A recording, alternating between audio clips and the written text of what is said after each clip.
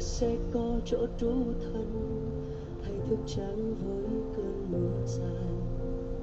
Vội nhớ đến lúc ký ức đã quá xa, lúc ấy bé lắm cô biết đâu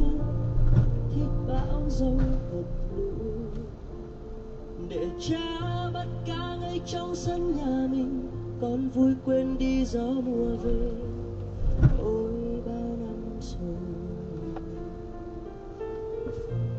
giờ tự nhiên không, ai cũng có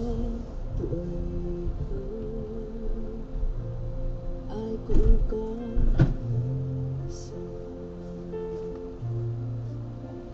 ngày xanh trôi nhanh hơn khi ta nghĩ,